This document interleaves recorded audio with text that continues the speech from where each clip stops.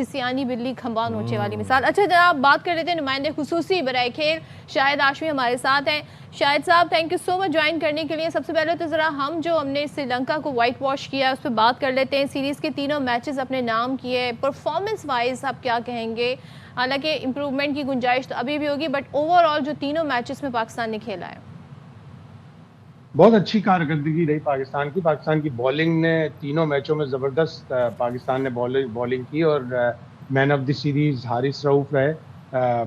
हमेशा विकेटें लेते हैं, उनके ऊपर बड़ी तनकीद लोग करते हैं कि वो बहुत रन्स देते हैं। बॉलर जो विकेट टेकिंग होता है वो थोड़े रन्स देता है, लेकिन उसकी जो विकेटें हैं वो टीम के काम आती हैं।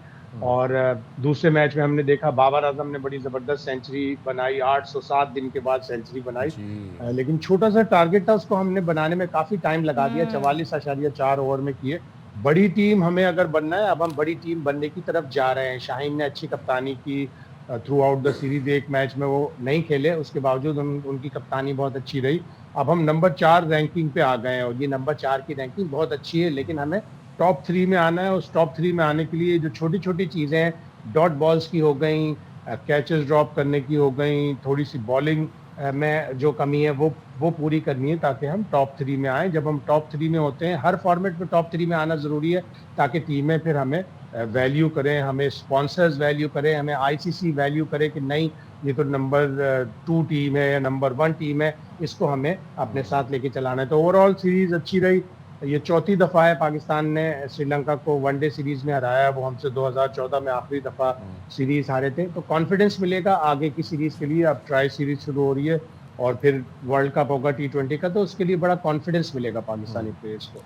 बिल्कुल शाहिद भाई, हमें जो आप हमारे साथ रहिएगा। हमें ज्वाइन के साबिक क्रिकेटर अब्दुल रऊफ साहब ने, बहुत शुक्रिया अब्दुल रऊफ साहब, आपने बाखबर सवेरा के लिए वक्त निकाला। स्टार्टिंग फ्रॉम द बिल्कुल इनिशिएट करते हैं, आपसे भी आपके कमेंट्स लेते हैं। रिजवान ने 250 स्कोर की, सलमान आगा ने 1 सेंचुरी बनाई, फ़खर ने भी हमें देखा कि 2 सेंचुरियाँ स्कोर की। टॉप ऑर्डर में हमने देखा खिलाड़ी परफॉर्म कर रहे थे, वो भी समवॉट कामयाबी नज़र आया। ये टीम एफर्ट किस तरह देखते हैं आप?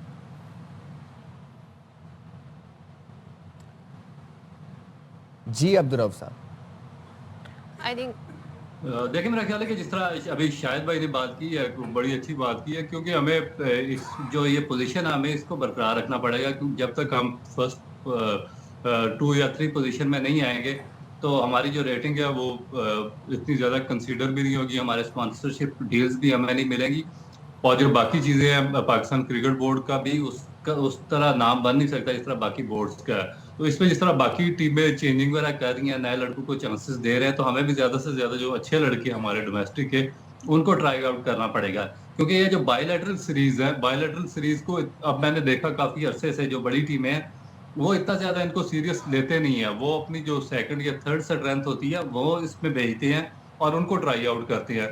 फिर होता क्या कि जब वो यही टीमें जब इंटरनेशनल क्रिकेट काउंसिल के आईसीसी के बड़े इवेंट्स में जाती हैं तो वहां पर वो ट्राई या टेस्टेड हो चुकी होती है बायलैटरल सीरीज में उनके प्लेयर्स, और वहां पे फिर वो चुने हुए जो अच्छे उनके टॉप क्लास प्लेयर्स हैं उनको वो लेकर जाते हैं, तो फिर वो डिफरेंस क्रिएट करते हैं। हम क्या करते हैं, हम सारा साल एक ही बंच ऑफ प्लेयर्स है उनके साथ ही हम जा रहे होते हैं, चाहे वो बायलैटरल सीरीज है किसी वीक टीम के खिलाफ, 11 नंबर की टीम के खिलाफ है, 10वें नंबर की टीम के खिलाफ है, या टॉप टीम के खिलाफ है। तो हम एक ही स्ट्रेंथ के साथ पूरा साल खेल रहे होते हैं और उसका एंड रिजल्ट ये निकलता है कि आपने देखा होगा जो एशिया कप में हुआ है, जो उससे पहले अमेरिका में खेलेगा वर्ल्ड कप में हुआ है, जो इंडिया में खेलेगा वर्ल्ड कप में हुआ है, जो ऑस्ट्रेलिया में ऑस्ट्रेलिया के खिलाफ हुआ है, जो न्यूजीलैंड के खिलाफ हुआ है, तो फिर ये रिजल्ट हमें भुगतने पड़ेंगे। क्योंकि इसमें एक और मैं आपको पॉइंट दूं कि अभी आपने इशारा किया साउथ अफ्रीकन सीरीज का इंडिया के खिलाफ, तो साउथ अफ्रीका की एक जो वनडे टीम थी वो पाकिस्तान में खेल रही थी और दूसरी team at the same time वो इंडिया में 4 डे मैच खेल रही थी इंडिया की टॉप टियर टीम के खिलाफ, और उन्होंने 417 रन 4th इनिंग में चेज किए इंडिया के खिलाफ, और एक और टीम जिम्बाब्वे के खिलाफ उनकी एट द सेम टाइम खेल रही थी हरारे में। तो ये होती है प्रिपरेशन, हमें भी थोड़ा सा अपना माइंड खोलकर इस तरफ जाना होगा। अच्छा शाहिद साहब, आपसे सवाल जो पॉइंट यहाँ पे रेस किए रऊफ ने, आप अग्री करते हैं इससे? दूसरा ये कि हम अगर अपनी बैटिंग की बात करते हैं तो बड़े मसाइल हैं ओपनिंग से लेके मिडिल ऑर्डर तक, लेकिन अब जैसे कि मिडिल ऑर्डर में भी बैटर्स ने परफॉर्म किया, फिर सलमान आगा जब कैप्टन बने तो बड़ी उस हवाले से T20 में उन पर बड़ी तनकीद हो रही थी, अब शाहीन का इंडक्शन हुआ, लेकिन क्या ये फ़र्क है कि जो टीम साउथ अफ्रीका खेल रही थी वो प्लेयर्स नहीं थे, उसका भी एक इफेक्ट था। फिर वो एक आपको कहते हैं ना एक एज मिला उनसे जीतने के बाद। ओवरऑल आप समझते हैं इंप्रूवमेंट की है स्टिल गुंजाइश, गो के हम ये सीरीज जीते हैं, गो के हम साउथ अफ्रीका से जीते हैं? बिल्कुल इम्प्रूवमेंट की गुंजाइश तो हर वक्त रहती है, और जैसे अभी रऊफ कह रहे हैं ना कि आपको अपनी बेंच स्ट्रेंथ बनानी है, आपने अपने मुतबादिल प्लेयर लेके आने हैं। अब हुसैन तलत आ गए, आपके पास शादाब अब फिट होके आ गए हैं, वो भी वाइट बॉल में अपनी जगह बनाएंगे, T20 में जगह बनाएंगे, वनडे में जगह बनाएंगे। बड़े क्वालिटी क्रिकेटर हैं शादाब खान, लेकिन पिछले 1-1.5 साल से उनकी वो परफॉर्मेंस नहीं आ रही थी जिसके लिए शादाब खान की शादाबी हम जानते हैं। तो इसी तरह अब जब आपके पास फास्ट बॉलिंग में आपके पास बेंच स्ट्रेंथ बन रही है, ये वसीम जूनियर आया इंजरी के बाद, उसने 2023 के ओडीआई वर्ल्ड कप में भी बहुत अच्छा किया था। वो मुसलसल बेंच पे बैठा हुआ था, लेकिन इसने आके इस वनडे सीरीज में ज़बरदस्त बॉलिंग की है। आपके पास शाहनवाज धानी है, आपके पास नसीम शाह है, आपके पास मोहम्मद हसनैन है। हसनैन की भी कारकर्दगी बहुत ख़राब चल रही थी, वो अभी डोमेस्टिक क्रिकेट खेलने गए और डोमेस्टिक क्रिकेट में उन्होंने बड़ी शानदार कारकर्दगी दिखाई। अभी कल पाकिस्तान ने दोहा में भारत को शिकस्त दी है राइजिंग स्टार एशिया कप में। उसमें शाहिद अजीज बहुत अच्छा बॉलर है, उसमें उबैद शाह बहुत अच्छा बॉलर है। तो जब तक हम अच्छे क्रिकेटर लेके नहीं आएंगे, अपनी बेंच स्ट्रेंथ नहीं बनाएंगे, पूरी दुनिया कहेगी कि नहीं हमें तो पाकिस्तान के प्लेयर्स को देखना है, बड़े अच्छे फास्ट बॉलर होते हैं। और हमने कल जो इंडिया को हराया, उनकी पावरफुल बैटिंग थी, वैभव सूर्यवंशी, उनको हमने कंट्रोल किया हमारे फास्ट बॉलर ने। तो हमारी पूरी दुनिया में हमारी फास्ट बॉलिंग की एक धाक बैठी हुई थी, पिछले 1-1.5 साल से थोड़ी सी खराब हुई थी, अब दोबारा वापस आएगी। तो हमें ज़्यादा से ज़्यादा प्लेयर्स प्रोड्यूस करने पड़ेंगे, ज़्यादा से ज़्यादा प्लेयर्स डेवलप करने पड़ेंगे। कल एक बड़ी अच्छी खबर आई कि अभी तक उसकी ऑफिशियली कंफर्मेशन नहीं आई कि सरफराज अहमद को पाकिस्तान शाहीन और अंडर 19 का इंचार्ज बना रहे हैं। वो एक बड़ा अच्छा क्रिकेटर, बड़ा ईमानदार क्रिकेटर है, जिसको क्रिकेट की नॉलेज भी है, समझ बूझ भी है, और वो दिल रखता है पाकिस्तान की क्रिकेट के लिए। वो अगर आएगा तो यकीनन ये सारी चीज़ें और ऊपर आएंगी, और अच्छे लोग जिनकी नॉलेज है। जैसे अब मैं रऊफ के मुंह पे नहीं कह रहा, रऊफ टेक्निकली इतना अच्छा है, इन जैसे प्लेयरों को, इन जैसे लोगों को आगे क्रिकेट में लेके आना चाहिए, ताकि हमारी क्रिकेट अच्छी हो, पूरी दुनिया ये कहे कि नहीं यार हमें तो पाकिस्तान की टीम को देखना है। रऊफ भाई आपकी तरफ आऊँगा, ज़रा बॉलिंग पे आपका कमेंट चाहूँगा। बॉलिंग में हमने देखा कि हारिस रऊफ ने 9 शिकार किए।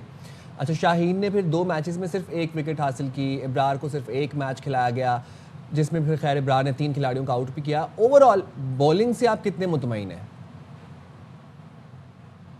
देखिए, बॉलिंग में भी इशू वही आएगा, क्योंकि बॉलिंग बेसिकली डिपेंड करती है आपके जो बॉलिंग के बायोमैकेनिक्स हैं उनके ऊपर। जब ये आपके पास जब स्पीड है और आप इंटरनेशनल क्रिकेट खेल रहे होते हैं, तो इस तरह की जो वीक टीमें आपके खिलाफ आती हैं, आप उनके खिलाफ परफॉर्म कर देते हैं, मगर उसको कैरी ऑन आप इसलिए नहीं कर सकते क्योंकि आपकी जो बॉलिंग में मोमेंटम डेवलप नहीं होता। मोमेंटम उस वक्त क्रिएट होगा या डेवलप होगा जब आपके बायोमैकेनिक्स एक डायरेक्शन में काम कर रहे होंगे। आपका जो जितनी भी मूवमेंट है एक डायरेक्शन में होगी, और जो फोर्सेस हैं वो उन पे प्रॉपरली उनको बैक कर रही होंगी। तो हमारे जो प्लेयर्स हैं उनमें बहुत ज़्यादा बायोमैकेनिकली फॉल्ट्स हैं। इसी वजह से आपने देखा होगा कि वो एक जो पार्ट होता है उसमें अच्छी बॉलिंग करते हैं, जो सेकंड इंटरवल होता है उसमें बिल्कुल वो उनकी वो बॉडी जो है उनका साथ नहीं दे रही होती। और इसी वजह से एक बहुत बड़ी लाट आपके पास, जिस तरह शाहिद भाई ने जिक्र किया है, मोहम्मद हसनैन था, आउटस्टैंडिंग 150 तक बॉलिंग करता था, वो डिस्कार्ड हो चुका टीम से। ज़मान खान आया था, आउटस्टैंडिंग बॉलर था, वो भी अभी आपको कहीं भी नज़र नहीं आ रहा। इसी तरह जो मोहम्मद वसीम जूनियर है, इस पर काफ़ी अरसे से आपने इन्वेस्ट किया था, मगर आप उसको एक मैच में चांस नहीं दे रहे थे। पिछले 3-4 साल से उसको बेंच पे बिठाया हुआ था, वो रस्टी हो रहा था। इसी तरह आपने जो एक मूसा खान आया था, वो भी कहीं गायब हो गया। अभी शायद अजीज़ एक नया लड़का आया, वो अच्छा प्रॉस्पेक्ट है। तो बॉलर उस वक्त डेवलप होंगे जब आप उनको रेगुलर बेसिस पे चांसेस देंगे। जैसे जब आप कोई अच्छा लड़का परफॉर्म करता है डोमेस्टिक पे, आप उसको साथ रखते हैं, मगर आप उसको बेंच पे बिठा के रखते हैं, जिस तरह अभी हसीबुल्लाह के साथ हुआ है। तो आप 5 साल से आपने उसको बेंच पे बिठा के रखा हुआ, आपने सडनली उसको मैच में डाला तो उससे परफॉर्म नहीं हुआ, आप फिर उसको निकाल देंगे, फिर 2 साल बाद उसको लाएंगे। तो इस तरह डेवलपमेंट नहीं होगी, ना फास्ट बॉलर की होगी, ना बैट्समैन की होगी। तो जो बॉलर्स पर सबसे पहले तो इन बॉलर्स को फर्स्ट क्लास में भेजना चाहिए, क्योंकि फर्स्ट क्लास में जाकर ही आप रिदम हासिल कर सकते हैं, आप मोमेंटम बिल्ड कर सकते हैं। जिम में आप मोमेंटम भी नहीं बिल्ड कर सकते, आप एक्यूरेसी भी नहीं ला सकते, और ये जो शॉर्ट फॉर्मेट के मैचेस होते हैं इसमें भी आप अपने आप को ठीक नहीं कर सकते।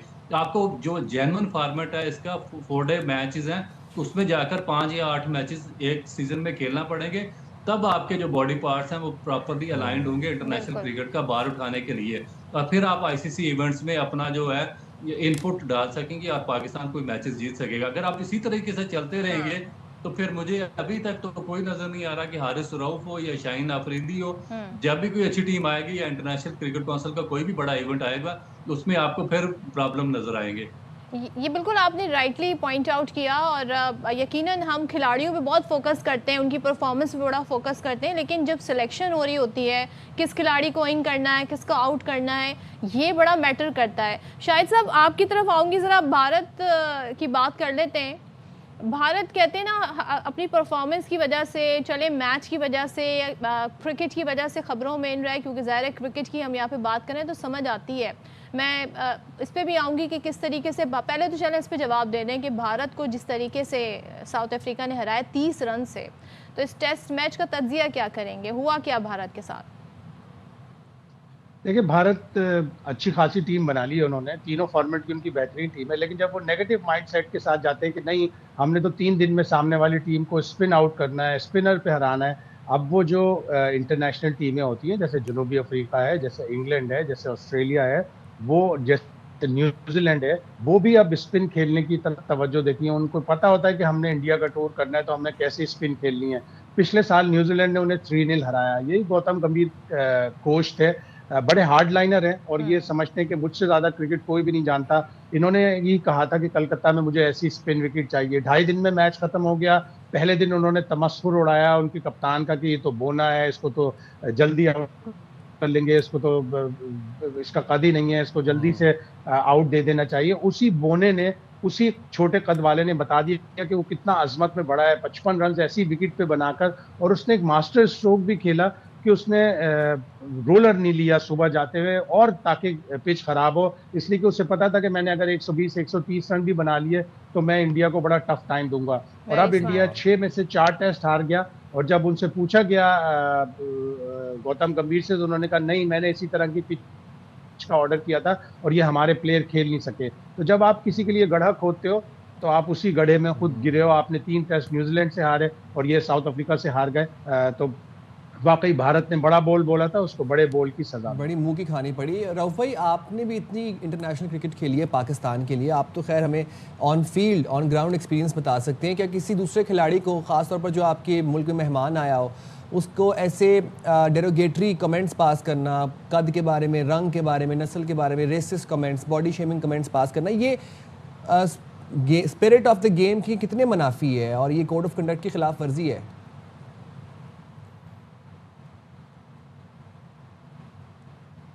जी रऊफ भाई। जी रिपीट करिएगा। रऊफ भाई, मैं आपसे ये जानना चाह रहा था कि आपने भी तो ऑन ग्राउंड इतनी क्रिकेट खेली है पाकिस्तान के लिए, तो ड्यूरिंग द मैच अगर हम ये किसी खिलाड़ी को, कोई दूसरा खिलाड़ी, ख़ासतौर पर आपके मुल्क में अगर कोई मेहमान आया और उसको ये कहा जाए कि तुम छोटे हो या बोने हो या काले हो, या उसकी रंग नस्ल के बारे में अगर कमेंट पास किया जाए, तो ये तो स्पिरिट ऑफ द गेम के खिलाफ है, या फिर आपको लगता है कि हीट ऑफ द मोमेंट में खिलाड़ी इस तरह बोल देते हैं? देखिए बिल्कुल, ये एक तो गेम की अखलाकियात के खिलाफ है, एक दूसरा भी मोरालिटी के खिलाफ है, और कभी भी इस तरह के ग्राउंड में इस तरह के अल्फाज इस्तेमाल नहीं कर सकते। और आज इंटरनेशनल क्रिकेट काउंसिल को भी अपने जो डबल स्टैंडर्ड है उसको मेरा ख्याल है कि थोड़ा सा चेक करना पड़ेगा, क्योंकि जो इंडियन प्लेयर्स हैं बहुत ही र्यूड लैंग्वेज या बिहेवियर उनका होता है, मगर उनकी तरफ जो आईसीसी का रवैया होता है बहुत ही लचकदार होता है। मगर सेम टाइम अगर किसी दूसरी कंट्री का कोई प्लेयर इस तरह की कुछ बात करता है तो उसके खिलाफ बहुत सख्त एक्शन लिया जाता है, उसको बैन भी कर दिया जाता है और उसको जुर्माना भी कर दिया जाता है। तो ये जो इंसिडेंट हुआ बुमराह का और उसके बाद बुमा का, वो बहुत ही अफसोसनाक था। मेरा ख्याल है कि उनको पनिशमेंट डेफिनेट होनी चाहिए और उनको काफी सारे मैचेस में बैन भी करना चाहिए, ताकि जो गेम है उसकी जो असल स्पिरिट है, उसकी जो असल रूह है, वो बरकरार रखी जा सके। और दूसरा, जहाँ तक इन्होंने जवाब दिया, बुमा ने आउटस्टैंडिंग है, 50 रन की इनिंग एक ऐसी पिच पर उन्होंने खेलकर अपनी टीम को मैच जितवाया है। तो उन्होंने साबित कर दिया कि जो एक्शन है वो स्पीक्स लाउडर देन वर्ड्स, और मेरा ख्याल है कि ये एक बहुत ही बेहतरीन एक जवाब था उनकी तरफ से। शायद साहब ऐसे बता दें, क्या कोड ऑफ कंडक्ट की खिलाफ वर्जी पे कोई कार्रवाई होगी बुमराह के खिलाफ, क्योंकि आईसीसी में भी इन्हीं के लोग बैठे हैं, तो आपको क्या लगता है क्या होने जा रहा है? देखिए, अभी तक तो कुछ भी नहीं हुआ। अक्सर ऐसा होता है कि जब मैच रेफरी एक्शन नहीं लेता, जब सामने वाली टीम कोई कंप्लेन नहीं करती, 2-3 केसेस में ऐसा हुआ है। एक दफ़ा शाहिद अफरीदी के खिलाफ हुआ था कि आईसीसी के चीफ एग्जीक्यूटिव ने खुद एक्शन लिया था, यानी जिसको हम अदालती ज़बान में सू मोटो एक्शन कहते हैं, वो लिया था और उन्होंने सज़ा दिलवाई थी। लेकिन आईसीसी का सीईओ तो इंडियन है। आईसीसी का तो चेयरमैन, वो इंडियन है, वो कैसे एक्शन लेंगे उसके खिलाफ। एक गाली भी दी उन्होंने बाबूमा को, उनके फिजिकल एट्रीब्यूट पे कमेंट किया, ये गलत था, गाली भी दी, और वो गाली बाकायदा सुनी जा सकती है माइक पर, स्टंप माइक पर। तो एक तो सबसे बड़ी जो कमजोरी नजर आई वो ये कि जनूबी अफ्रीका ने इसके ऊपर कोई शिकायत नहीं की। उनके बैटिंग कोच एशवेल फ्रिंज से पूछा गया प्रेस कॉन्फ्रेंस में, उन्होंने कोई शिकायत नहीं की। मैं बार बार उनकी मीडिया मैनेजर को व्हाट्सएप पे मैसेज करता रहा कि बताइए कोई एक्शन, कोई सवाल, कोई कंप्लेंट। उन्होंने कोई भी कंप्लेन नहीं की। जाहिर है सब लोग भारत से डरते हैं, भारत की माइट से, भारत की आईपीएल से डरते हैं कि हमारे प्लेयरों को फिर आईपीएल में कॉन्ट्रैक्ट नहीं मिलेगा। बाकायदा इसके ऊपर एक्शन होना चाहिए और बताना चाहिए। कोई चले आप सजा ना दें, लेकिन आप एटलीस्ट वार्निंग कर दें कि आइंदा अगर ऐसा करोगे तो हम बैन करेंगे। एटलीस्ट वार्निंग तो हो सकती थी। बाद में हमने देखा मैच के बाद कि बुमराह बाबूमा के साथ जा रहे थे, उनके गले में हाथ भी डाला, यकीनन उन्होंने बोला होगा, हो सकता है उन्होंने माजरत की, इसलिए कि बुमराह एक बहुत ही अच्छा क्रिकेटर है, बहुत ही नफीस लड़का है, उसने यकीनन नफीस इंसान है, लड़का ही है, अभी तो नहीं खेल रहा है। लेकिन भाई भारत से सारी टीमें बोलना चाहिए ऑफिशियली। जी, भारत से सारी टीमें डरती होंगी, एक टीम नहीं डरती है, उसका नाम है पाकिस्तान। क्योंकि पाकिस्तान टीम ने हर बार जिस स्टैंड अपना बड़ा स्ट्रांगली लिया है, और अभी तक जी वो जो एशियन ट्रॉफी है वो हमारे पास नहीं, वो जो एशियन क्रिकेट काउंसिल का ऑफिस है वहाँ रखी हुई है। मोहसिन नकवी साहब कहते हैं आपने लेनी है तो आप आ जाएं, मुझसे रिसीव कर लें। Thank you so much Rao, thank you so much. Shahid Hashmi हमारे साथ थे। जनाब, अगर आप भारत से डरते रहेंगे तो इसी तरीके की हरकतें करते रहेंगे।